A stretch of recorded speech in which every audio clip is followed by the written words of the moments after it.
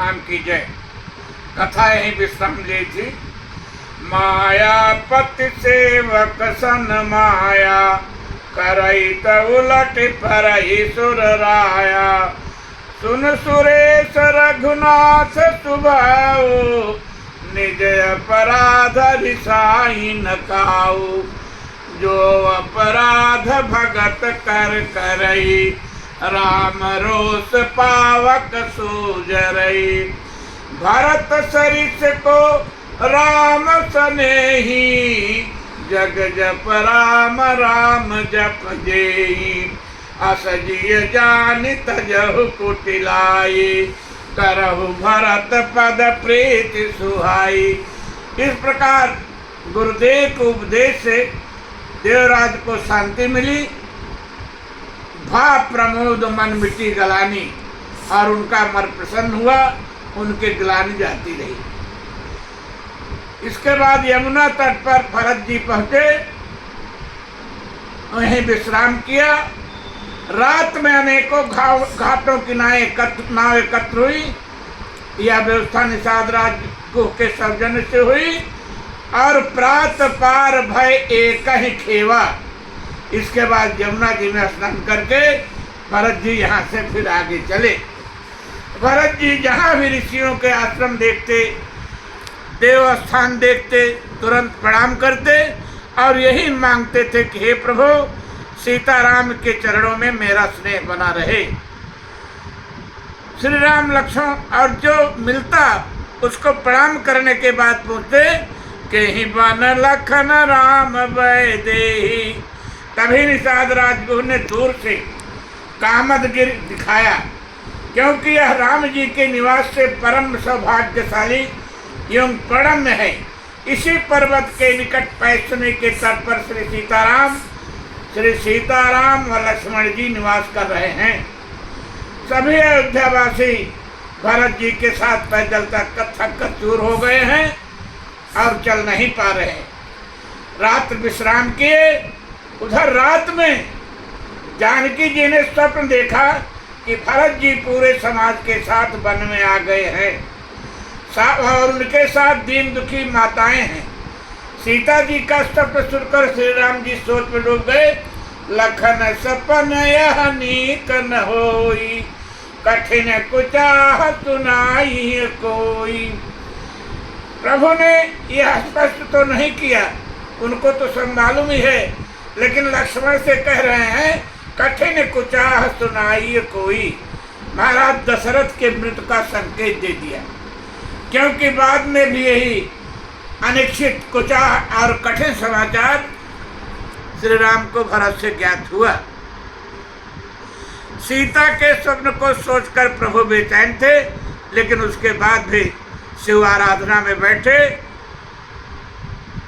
और जैसे पूजा चल ही रही थी कि उन्हें उत्तर दिशा में मृगों के भागने और आकाश में भीषण उड़ती धूल दिखाई दी। अचानक आश्चर्यमय दृश्य से प्रभु उठकर खड़े हो गए और उत्तर दिशा की ओर देखने लगे।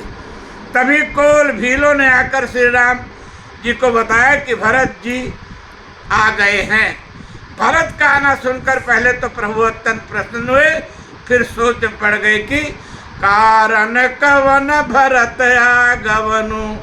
प्रभु को भय है कि कहीं अयोध्या की प्रजा ने भरत का विरोध तो नहीं कर दिया, या कहीं किसी ने अवध पर आक्रमण तो नहीं कर दिया, अथवा भरत और शत्रुघ्न में कोई अनबन तो नहीं हो गई, अथवा माताओं की ओर से कोई बात तो नहीं हो गई।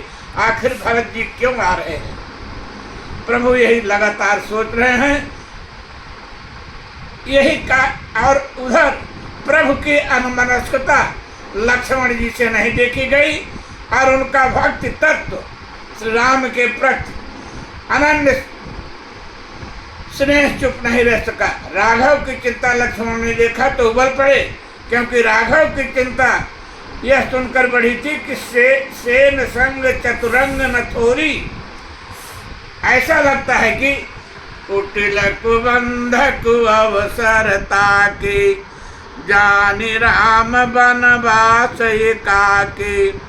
कर कुमंत्र मन साज समाजो, आए करय कंटक राजू, कोटि प्रकार कलप कुटिलाए, आए दल बटोरी दो भाई, जो जिय होत न कपट कुचाले, कहीं सोहात रथ बाजी गजाली।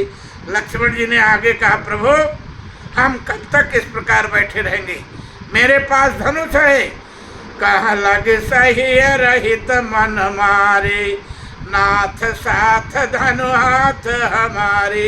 इसलिए प्रभु आप मुझे आज्ञा दीजिए। इतना कह करके उन्होंने अपना धनुष बाण संभाल लिया और सक्रोध कहने लगे, आज राम सेवक जस लेऊ, भरत ही समर सिखावन देऊ, राम निरादर कर फल पाए, राम निरादर कर फल पाए, सोवहु समर से जदो भाई, आई बना भल सकल समाजु, प्रकट करऊं रिस पाछिल आजू, जव सहाय शंकर जव सहाय कर शंकर आए, तो मारऊं रन राम दुहाई। कितनी भीषण शपथ लक्ष्मण जी ने लिया है कि यदि शंकर जी भी युद्ध में भरत की सहायता के लिए आएंगे, भले ही वो महाकाल हैं, तो मैं उन्हें भी नहीं छोड़ूंगा और उन्हें भी मार डालूंगा, अथवा शिव की सहायता करने पर भी मैं भरत को मार डालूंगा, यदि हुआ तो भरत को अवश्य मारूंगा। यह लक्ष्मण जी ने प्रतिज्ञा किया है। बस अब यह कथा विराम लेगी। जय श्री राम। भवन भवानी धाम की जय।